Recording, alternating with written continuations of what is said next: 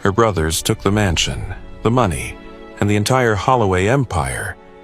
But they forgot one thing: their dying father secretly left behind a piece of abandoned property known as Deadland.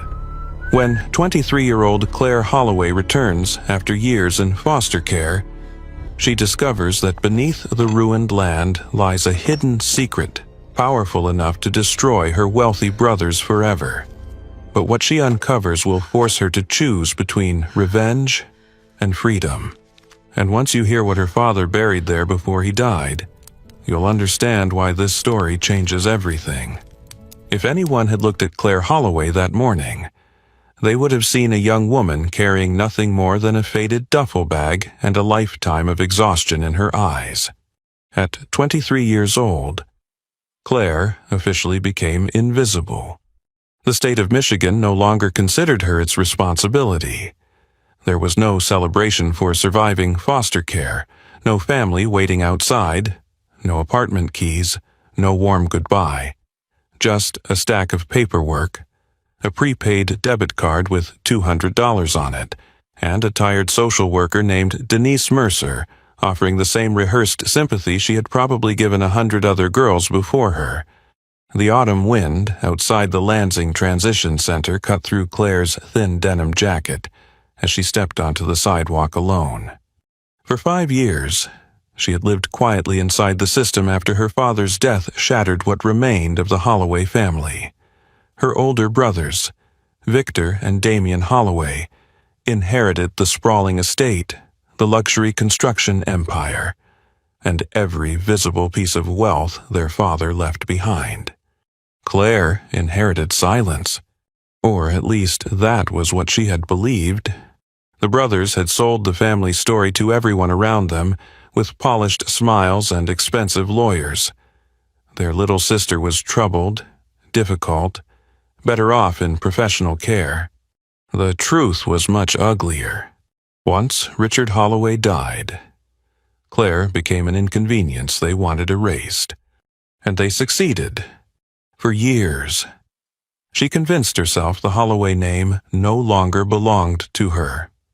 The mansion overlooking Blackwater Ridge became something she only revisited in nightmares: cold marble floors, empty hallways, and the sound of adults whispering behind closed doors while lawyers carried boxes out of her father's office. But everything changed the moment Denise handed her one final envelope. Cream-colored, heavy, addressed directly to Claire Holloway. The return address belonged to a private law office in Blackwater Ridge, the town she swore she would never return to again. At first, Claire almost threw it away. She thought it was another legal formality, another cruel reminder that her brothers had taken everything worth taking. She had no idea that inside that envelope was the first crack in the lie she had lived for 5 years. And buried beyond the Holloway estate, hidden beneath acres of abandoned dead land nobody wanted anymore, her father had left her something her brothers never found. Something that would change the course of her entire life forever. The bus station smelled like burnt coffee, rainwater, and old cigarettes.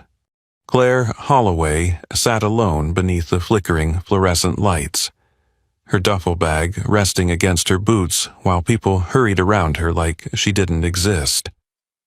Mothers dragged tired children toward departing buses. Men in wrinkled jackets stared down at their phones. Somewhere overhead, a speaker crackled with delayed departure announcements, but Claire barely heard any of it.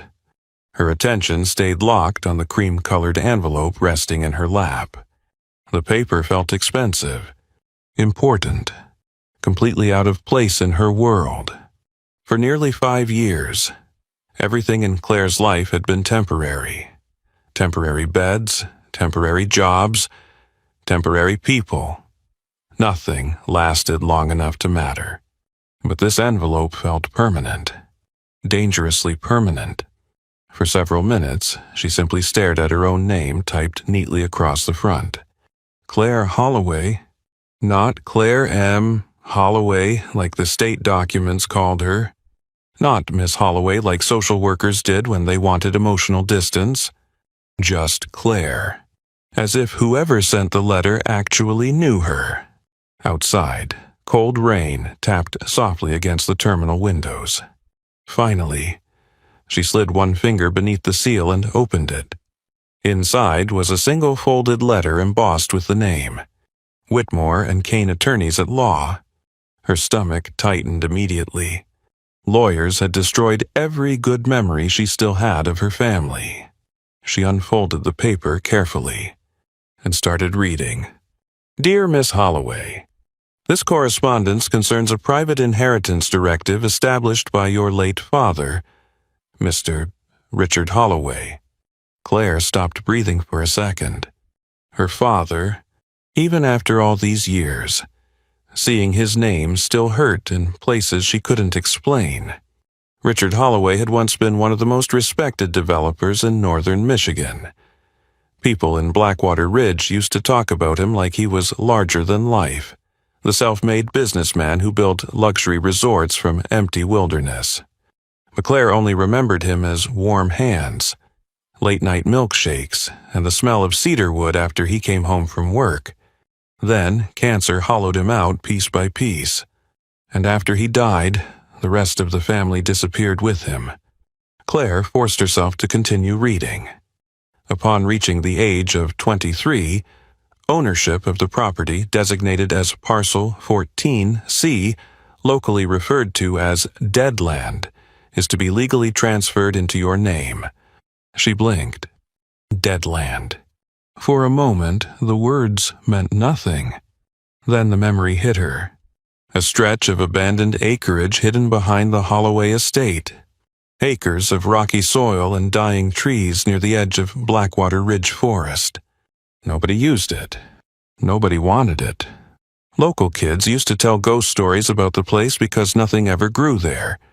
Even animals avoided it. Claire remembered wandering there once as a child, while her father repaired fencing nearby. She had asked him why the land looked dead, and Richard Holloway had smiled strangely before saying, "Some things only look lifeless because people stopped believing they could grow." At the time, she hadn't understood what he meant. Now the memory sent chills down her spine. She kept reading. The property transfer was intentionally delayed until your 23rd birthday under explicit instruction from your father.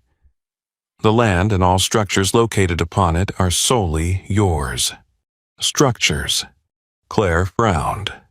There had only been an old caretaker's cabin out there years ago. Half collapsed. Rotting. Worthless. The letter continued. Please be advised that property taxes remain unpaid. Failure to respond within 90 days may result in county seizure. Claire laughed quietly under her breath. Of course. There it was. The catch. The Holloways always buried knives beneath velvet. She leaned back hard against the plastic terminal seat, anger beginning to rise inside her chest. Victor and Damien had inherited millions. The mansion, the company, the investments, and Richard Holloway had left her a dying patch of dirt with unpaid taxes. Perfect. Absolutely perfect. For a moment, she considered throwing the letter straight into the trash, but something stopped her. Maybe it was the memory of her father's voice. Maybe it was the strange fact that the inheritance had been hidden until now. Or maybe it was because this was the first thing in years that belonged solely to her. No caseworkers. No foster records. No state forms. No brothers. Just hers. Claire reread the final paragraph slowly. Your father left additional instructions regarding the property. Should you wish to proceed, contact my office immediately. Sincerely, Harold Whitmore. Additional instructions. Her pulse quickened. Outside, thunder rolled softly across the dark sky. The logical part of her brain screamed at her to walk away. She had spent years trying to survive. Blackwater Ridge represented everything painful in her life. Returning there meant reopening wounds she had barely learned to numb.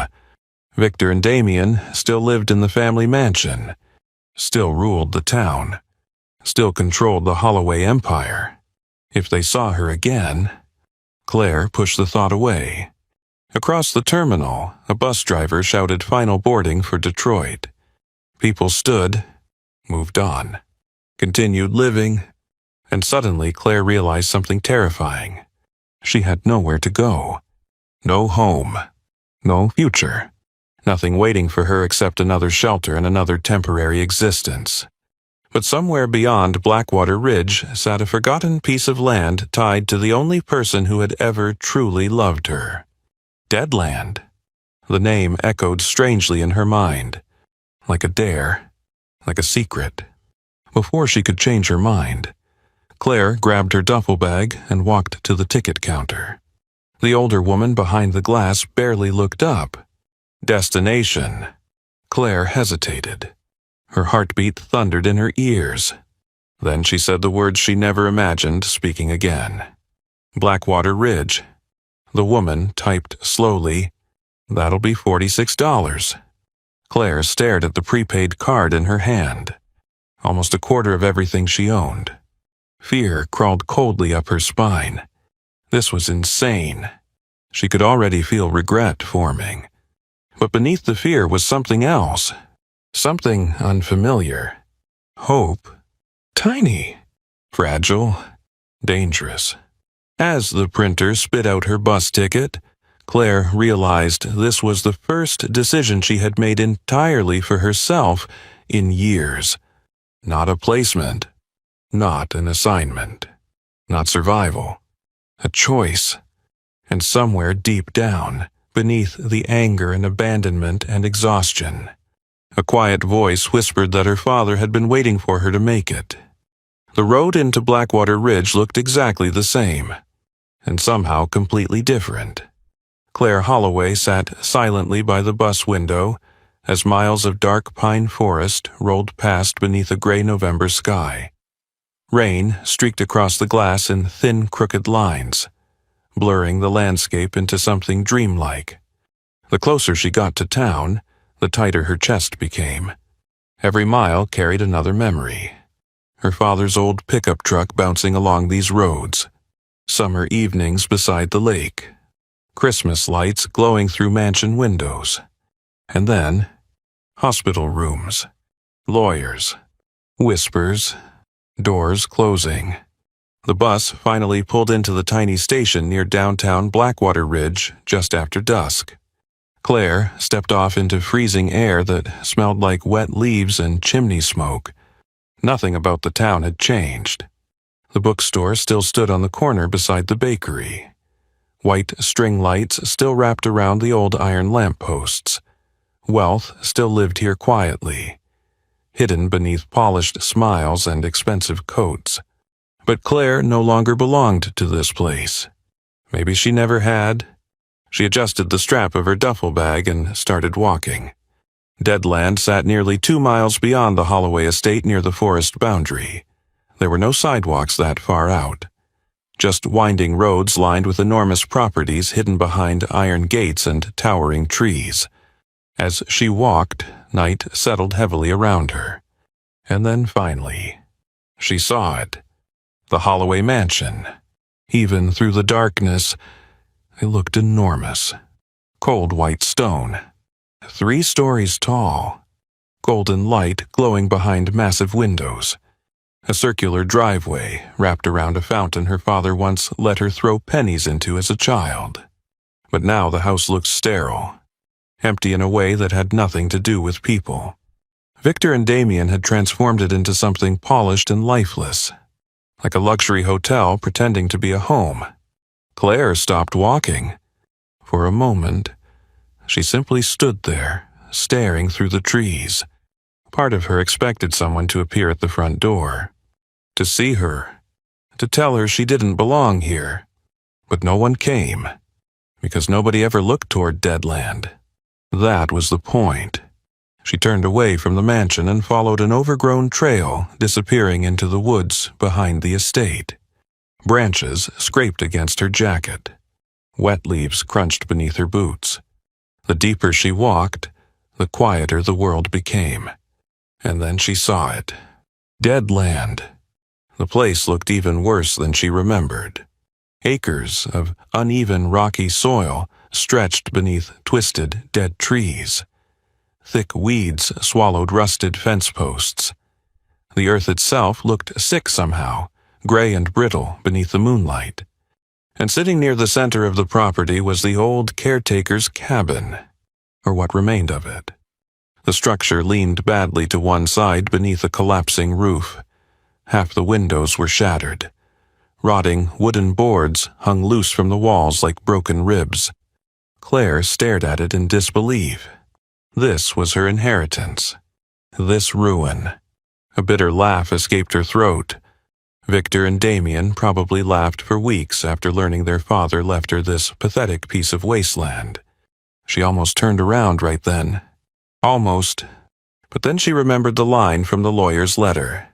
Additional instructions. Taking a slow breath, Claire walked toward the cabin. The wooden porch groaned violently beneath her weight. One step nearly collapsed entirely. Inside smelled like mold, wet wood, and decades of abandonment. Moonlight filtered through broken holes in the roof, illuminating dust floating through the darkness. An old iron stove sat rusting in the corner. A collapsed table. A torn mattress covered in stains. Nothing valuable. Nothing useful. Just decay. Claire dropped her duffel bag onto the floor and rubbed both hands over her face. What had her father expected her to find here? What could possibly matter about this place? Anger rose sharp inside her chest again. Maybe this really had been nothing more than guilt inheritance. A dying man trying to leave behind something, anything, for the daughter he failed to protect. The thought hurt more than she expected. Claire turned toward the doorway, ready to leave. And then, crack! The sound came beneath her feet. She froze. Slowly, she looked down. One of the floorboards near the stove had shifted slightly beneath her boot. Not broken. Loose. Her heartbeat quickened. Carefully, she crouched and pressed her hand against the warped wood. The board moved again. A strange, hollow sound echoed beneath it. Claire's pulse began hammering. No way. She looked around the cabin until her eyes landed on an old, rusted crowbar leaning against the wall. Hands shaking slightly. She grabbed it and returned to the loose floorboard. The wood resisted at first. Then suddenly, crack! The board split upward. Dust exploded into the air. And beneath the floor, there was space, a hidden compartment. Claire's breathing stopped completely. Inside the darkness rested an old black steel lockbox covered in dirt and oil stains. For several seconds, she simply stared at it. Her father. He had hidden this. Not Victor. Not Damien. Her father. The realization sent chills racing down her arms. The box looked military-grade, heavy, deliberate. Not random. Claire carefully lifted it from the compartment. It was heavier than expected. Very heavy. And for the first time that night, fear began mixing with curiosity. What exactly had Richard Holloway hidden beneath Deadland? Money. Documents. Secrets. The metal latches looked old, but intact. Claire swallowed hard. Outside, wind moved through the dead trees with a low, haunting whistle. Slowly, she opened the box, and immediately froze. Stacks of cash, bundles upon bundles of $100 bills tightly wrapped in plastic. Claire stared in complete disbelief. There had to be tens of thousands of dollars inside. Maybe more. Her hands started trembling. After years of surviving with almost nothing, after shelters and state programs and wondering how she would eat next month, She was suddenly staring at more money than she had ever seen in her life. But then she noticed something else beneath the cash. 2 envelopes. One thick, one thin. The thicker envelope had her name written across the front in familiar handwriting she would recognize anywhere. Claire. Her father's handwriting. Her throat tightened instantly. But it was the second envelope that truly made her blood run cold. Because across the front, written in sharp black ink, were 5 terrifying words. If they ever betray you. Claire stared at the sentence as the wind howled outside the collapsing cabin. And suddenly, dead land no longer felt abandoned. It felt hidden, protected, like her father had buried something dangerous here long before he died. Something Victor and Damien were never supposed to find. Something meant only for her. For a long time, Claire Holloway couldn't move. She sat on the dusty cabin floor with the steel lockbox open beside her, while cold wind whispered through the cracks in the walls. The money no longer mattered. Not after seeing her father's handwriting again. Not after reading the words written across the second envelope. If they ever betray you. Her pulse throbbed painfully in her throat. Because deep down, Claire already knew something terrifying. People didn't write sentences like that unless they were afraid. Very afraid. With trembling fingers, she picked up the larger envelope first.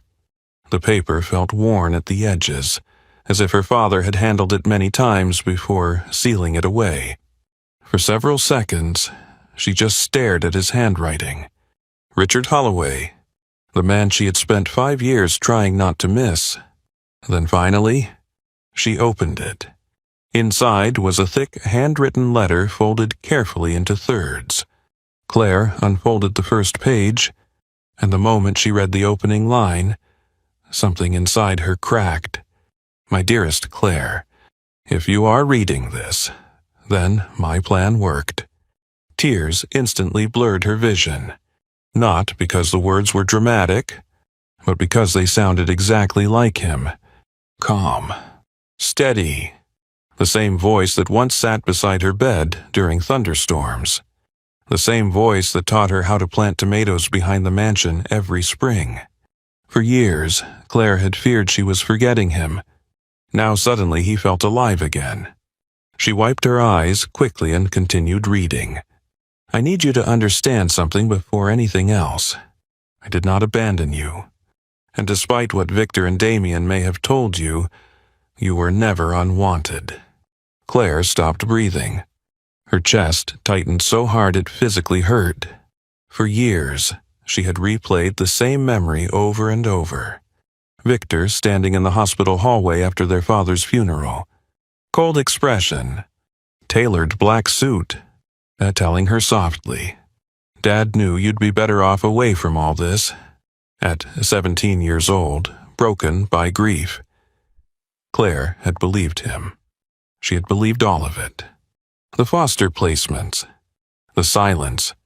The disappearance. The way nobody came back for her. But now, her father's words shattered the entire foundation of that story. I knew long before my illness became public that your brothers were dangerous men. Not violent. Not reckless. Worse. Hungry. Claire swallowed hard. Outside, rain tapped softly against the broken roof. They saw our family legacy as ownership, as power, as entitlement. But you, Claire, you never cared about those things. That is why I trusted you. The words hit harder than she expected, because nobody had trusted her in years.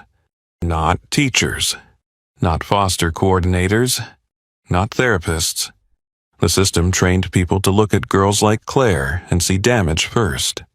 Problem second. Human last. But her father had still seen her. Even at the end. She kept reading. When I discovered what Victor and Damien were doing to the company, I realized I had very little time left to protect you. Claire's stomach turned cold instantly. Protect her. From what?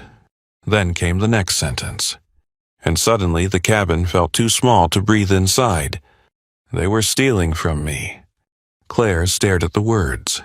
Once, twice, 3 times, unable to process them.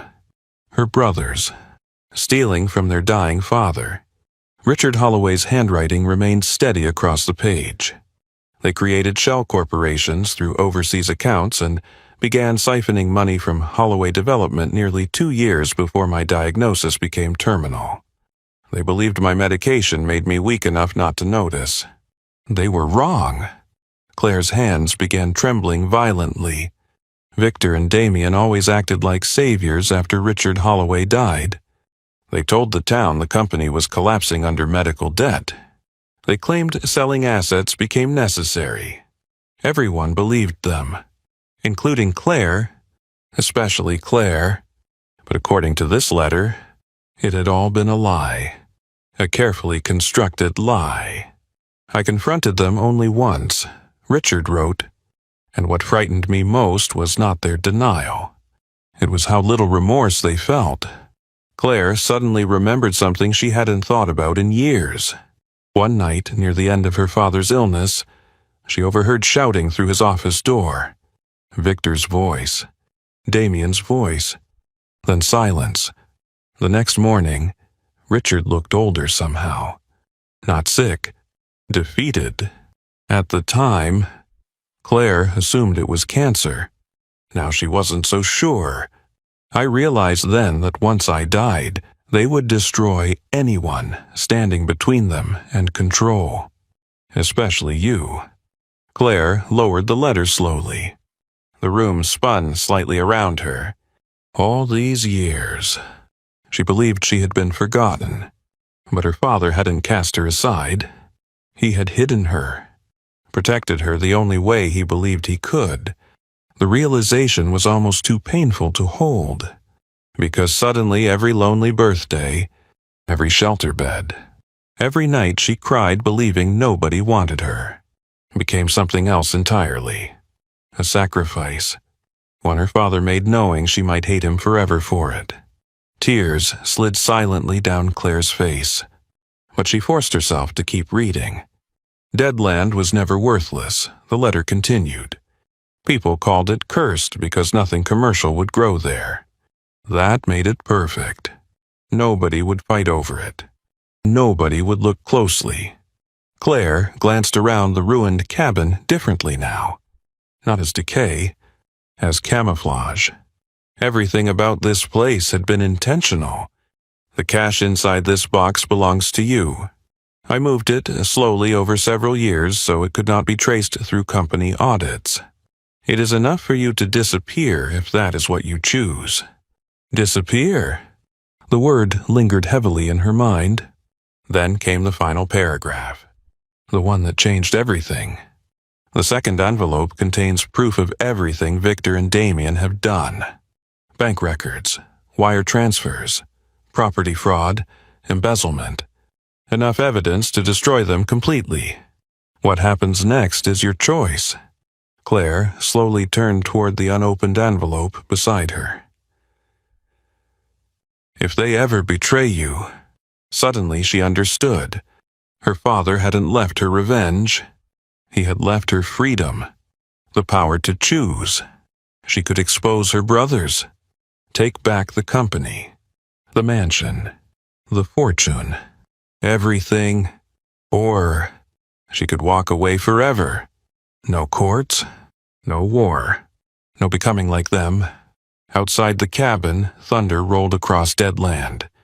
Claire sat frozen in the dim light while 2 futures unfolded inside her mind. In one life, she fought. In the other, she healed. And for the first time in years, she realized something that terrified her even more than revenge. She no longer knew which version of herself she wanted to become. Claire Holloway did not sleep that night. She remained seated on the dusty wooden floor of the cabin while the storm moved across deadland like something alive. Rain hammered the roof. Wind hissed through broken cracks in the walls. And beside her sat 2 futures. One inside her father's letter, the other inside the sealed envelope. Revenge or freedom, justice or peace. For hours, Claire stared at the envelope labeled, "If they ever betray you." Part of her wanted to open it immediately. She imagined Victor Holloway standing in handcuffs, Damien losing the company, the town finally seeing what they really were beneath the polished suits and charity galas. For the first time in years, Claire had power, real power. And after spending so long feeling invisible, the temptation nearly consumed her. But somewhere beneath the anger, another feeling slowly emerged. Exhaustion, not physical exhaustion, soul-deep exhaustion. Claire was tired of surviving inside pain, tired of letting her brothers occupy space inside her head, tired of carrying memories that poisoned everything they touched. If she opened that envelope, her life would become war. Depositions, lawyers, courtrooms, public humiliation, news stories. She would spend years tied to Victor and Damien through hatred. And suddenly, Claire understood something her father had been trying to tell her all along. Deadland wasn't her inheritance. The choice was. Outside, thunder cracked across the woods. Claire stood slowly and walked toward the rusted iron stove near the wall. For several long seconds, she simply stared at it. Then she returned to the lockbox. Carefully, she picked up the sealed envelope. The evidence, the secrets, the weapon capable of destroying the Holloway Empire forever. Her hands trembled. Not because she doubted herself, because she finally understood the cost. Revenge demanded a lifetime payment, and Claire had already lost too many years. Without allowing herself another second to reconsider, she opened the stove door and placed the sealed envelope inside. The moment it left her hands, something strange happened. She could breathe again. Claire found an old lighter tucked beneath the cash bundles inside the lockbox, probably left there intentionally by her father. One spark, then another. Finally, flame caught the paper. She watched silently as the envelope curled black at the edges. The fire spread slowly, methodically, until every secret inside turned to ash. Victor and Damien would never know how close they came to losing everything. And Claire realized she didn't need them to know. That was the point. The storm outside began fading. For the first time in years, the anger inside her faded too. Not completely, maybe not forever, but enough. Enough to hear her own thoughts again. Enough to imagine a future not built around pain. Claire sat beside the dying fire until morning, and when sunlight finally broke through the clouds above Deadland, she made a decision that changed the course of her life forever. She was staying. The next several days were brutal. The cabin barely qualified as shelter. Cold air leaked through broken walls. The roof dripped constantly whenever it rained. The plumbing no longer worked. But Claire approached the place differently now. Not as abandoned property, as possibility. She used some of the hidden cash carefully, terrified of wasting even $1. Her father had left enough to survive, maybe even rebuild. But she treated every expense like it mattered. Because now it did. She bought cleaning supplies first, then tools, then thick work gloves and heavy contractor bags. For 3 straight days, Claire cleaned without stopping. She hauled out collapsed furniture, rotting blankets, broken wood, rust-covered junk left behind for decades. Dust coated her hair and skin until she barely recognized herself. By the 4th day, her hands blistered badly. By the 6th day, her back ached so intensely she could barely stand upright. But slowly, Deadland began changing. Sunlight finally reached parts of the cabin floor hidden beneath garbage for years. The old windows started looking less haunted once she cleaned the glass. Beneath layers of dirt, the original pine walls still carried traces of warmth. The place wasn't dead, just neglected. Claire understood the feeling.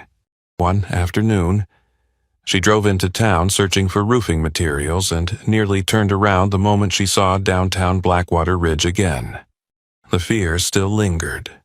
Every expensive storefront reminded her of the life stolen from her, but this time something felt different. She no longer wanted back inside that world. She just wanted enough to build her own. At the hardware store near the edge of town, an older man behind the counter watched her unload warped measurements and photos of the collapsing cabin roof. "You fixing up the old property past Holloway Ridge?" he asked. Claire froze slightly.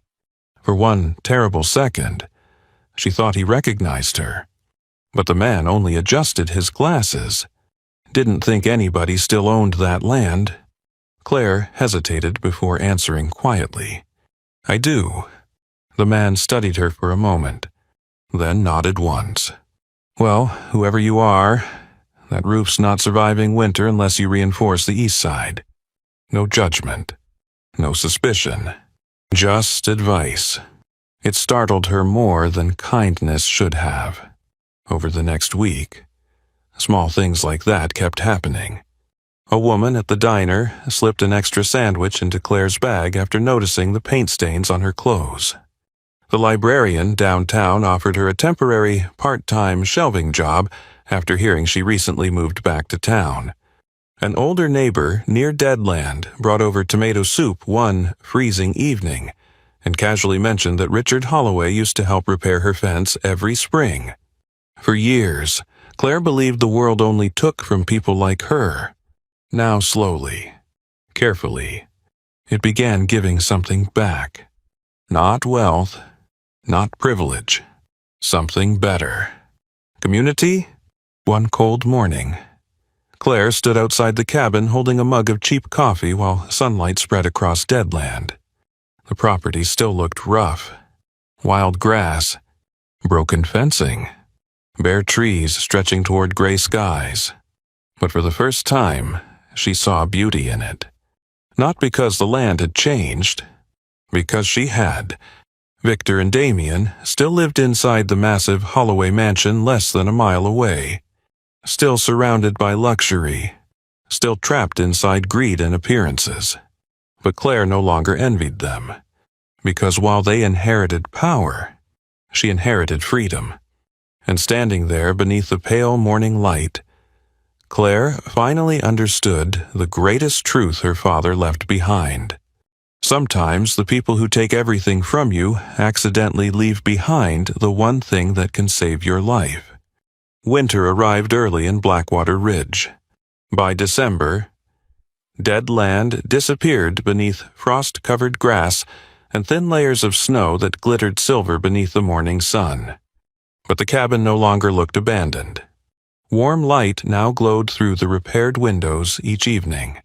Smoke curled from the rebuilt chimney.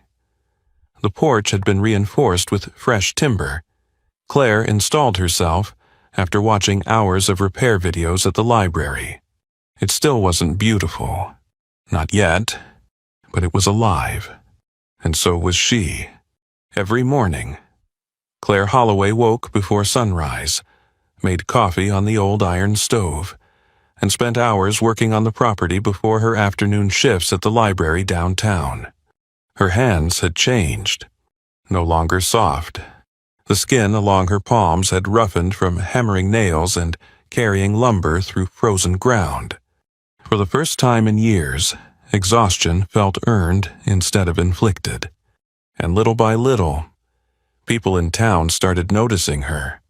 Not as Richard Holloway's forgotten daughter, not as the girl from foster care, just Claire, the quiet young woman rebuilding the dead property beyond Holloway Ridge. Some even admired her for it. That terrified Victor Holloway. Claire didn't know it yet. But people had started talking. at charity dinners, at the country club, at city planning meetings. Richard Holloway's daughter had returned, and she was living on dead land. Victor tried ignoring the rumors at first.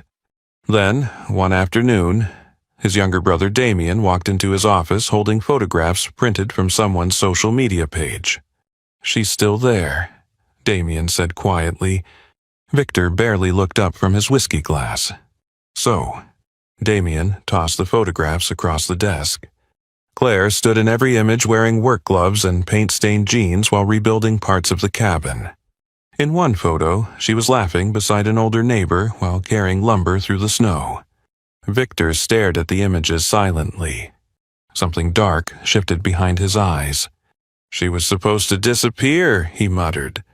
Damien sat down slowly across from him. "That's what worries me." Victor finally looked up. "You think she knows?" Damien hesitated too long before answering, and that silence told Victor everything. The envelope, the evidence, their father's files. For years, both brothers convinced themselves Richard Holloway died before discovering the full extent of what they had done. But now Claire was back, living on hidden property their father deliberately kept separate from the estate. Victor suddenly felt cold. "What exactly did Dad leave her?" he asked quietly. Damien rubbed his jaw nervously. "I don't know." That answer frightened both of them, because for the first time in years, they weren't in control. 3 days later, Claire returned home after sunset, carrying groceries and library books through falling snow, and immediately stopped walking. A black Mercedes sat parked outside the cabin, engine running, headlights glowing through the trees. Her stomach dropped instantly. No. The driver's side door opened slowly. Victor Holloway stepped out wearing a dark wool coat and leather gloves. He looked exactly the same. Tall, perfectly composed, expensive in the way wealthy men always looked, but older now, sharper somehow. Claire felt every muscle in her body tighten. For a long moment, neither of them spoke. Snow drifted silently between them. Then Victor smiled, and somehow that was worse. "Well," he said calmly, "there you are." Claire said nothing. Victor glanced toward the repaired cabin behind her. "I have to admit," he continued, "you've done impressive work with the place." Still nothing. Years ago, Victor's silence used to intimidate her. Now it only exhausted her. Finally, Claire walked past him toward the porch. "What do you want?" Victor followed slowly. "You vanish for 5 years, then suddenly come back and move on to Holloway property." "It's not Holloway property," Claire replied coldly. "It's mine." Something flickered across his face. Not anger. A calculation? Victor stepped onto the porch beside her. "You know," he said softly. "Damien and I were worried about you after you left." Claire almost laughed. Worried. The word sounded grotesque coming from him. "You let me disappear into foster care." Victor sighed as if she were being unreasonable. "You were unstable back then." Claire turned sharply toward him. "Don't." Her voice cut through the cold air hard enough to stop him. For the first time, Victor saw something different in her. Not the frightened teenage girl he remembered. Not fragile. Not controllable. That realization unsettled him more than he expected. His tone shifted immediately. Softer now. Manipulative. "Claire, whatever you think happened after Dad died, Damien and I did what we thought was best." Claire unlocked the cabin door without looking at him. "No," she said quietly. "You did what benefited you." Victor's jaw tightened slightly. There it was. The real him. Cold beneath the performance. "You always were dramatic," he muttered. Claire froze. The sentence hit harder than it should have. because suddenly she was 17 again, crying in hospital hallways while Victor dismissed her grief like inconvenience. But this time something changed. Instead of shrinking, Claire looked directly at him and smiled. Not warmly, not kindly, a calm smile, the kind that unsettles powerful people. "You should leave, Victor." For the first time all evening, uncertainty entered his eyes. Because Claire wasn't reacting the way he expected. She wasn't emotional, wasn't begging, wasn't accusing. She looked peaceful, and that terrified him. Victor stepped closer carefully. "Did Dad leave you something out here?" There it was. The real reason he came. Claire felt her pulse quicken slightly, but outwardly she remained calm. "Just land," she answered. Victor studied her face intensely, searching, calculating, trying to determine whether she knew. Then suddenly, his eyes shifted toward the cabin window, and his expression changed completely. Fear. Real fear. Claire turned instinctively. Inside the cabin, resting on the kitchen table beneath the warm light, sat the black steel lockbox. Victor went pale, only for a second. But Claire saw it, and in that moment, she understood something terrifying. Her father had been right. Victor knew exactly what might be hidden inside that box. The silence between them became dangerous. Then Victor smiled again. Too quickly. "Well," he said smoothly, stepping backward off the porch. "I'm glad you're doing all right." Claire said nothing. Victor walked toward the Mercedes slowly, but before getting inside, he looked back one final time, and the mask slipped completely. No warmth, no brotherly concern, only warning. "If I were you," he said quietly, "I'd be very careful digging around old family secrets." Then he drove away into the falling snow. Claire stood frozen on the porch long after the taillights disappeared through the trees. Her father had hidden her, protected her, but now the past had finally found her again. And deep down, Claire knew this was only the beginning. After Victor left, the silence around Deadland felt different, heavier, like the forest itself had overheard the conversation and was now holding its breath. Claire Holloway remained standing on the porch long after the Mercedes disappeared into the darkness. Snow drifted slowly around her while icy wind moved through the trees, but she barely felt the cold anymore, because now she knew the truth. Victor was afraid, not angry, not irritated, afraid. And somehow, that changed everything. For years, Claire had imagined her brothers as untouchable men towering above everyone else, wealthy, powerful, certain of their control over the world. But powerful people don't drive through snowstorms to intimidate forgotten sisters living in broken cabins. Powerful people don't panic over old lockboxes. Fear had brought Victor Holloway to Deadland. And for the first time since her father died, Claire realized she was no longer powerless. That night, she reopened the steel lockbox. The cash remained untouched beneath the dim cabin light. Her father's letter rested exactly where she left it. But now Claire noticed something she had missed before. A false bottom beneath the money bundles. Her pulse quickened.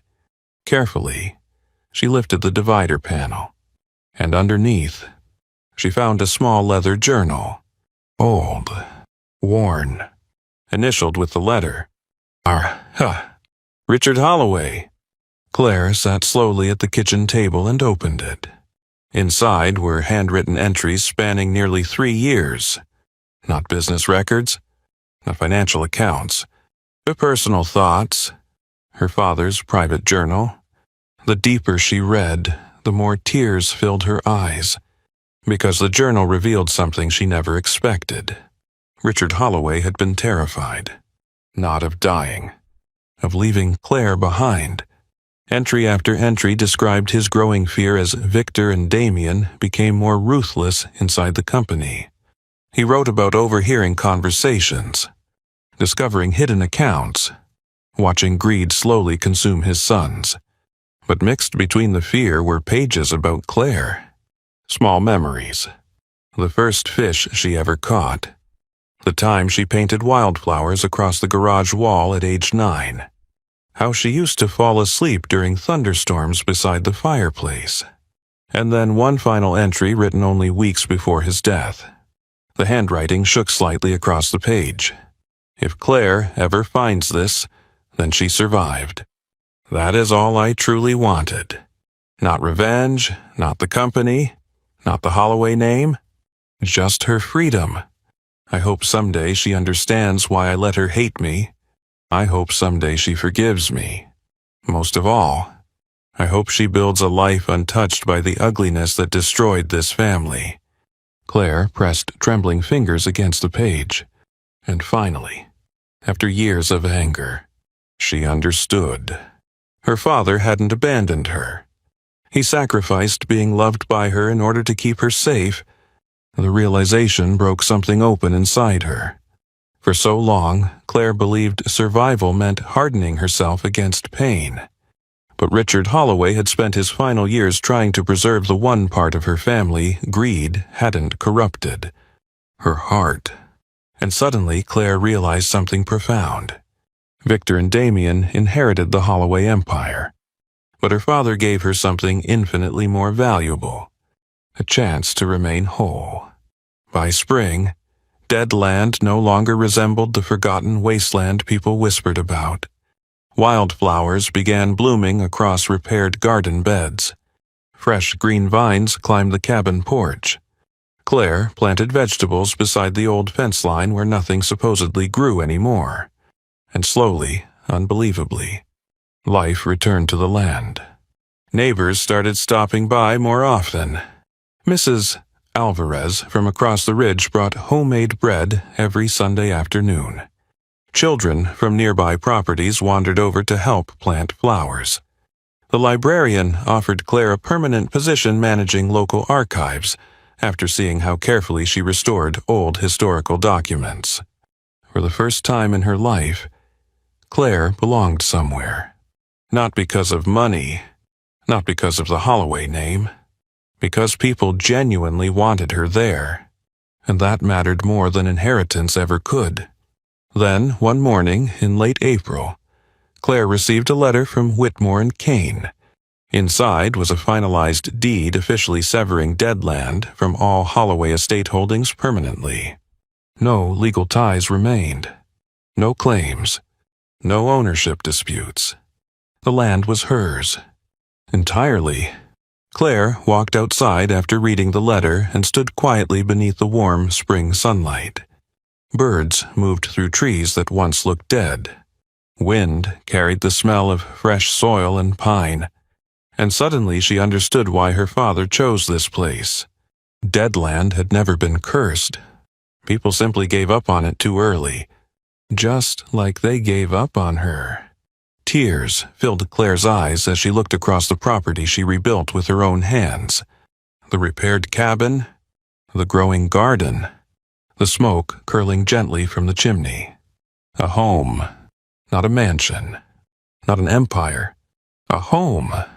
And somehow it felt richer than everything Victor and Damien owned combined. Because peace has a kind of wealth money can never buy.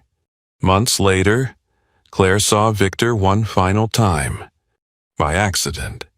He stood across the street outside a downtown restaurant, dressed in another expensive coat, speaking loudly into his phone while stepping into a luxury SUV.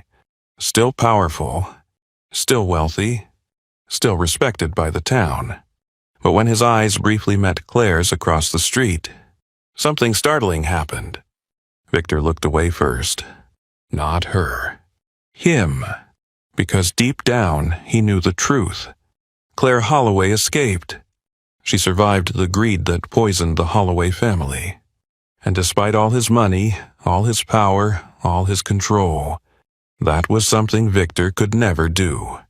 Standing on the porch of Deadland that evening, watching sunset spill gold across the fields, Claire finally understood the real inheritance her father left behind. Not cash, not property, not revenge. Choice.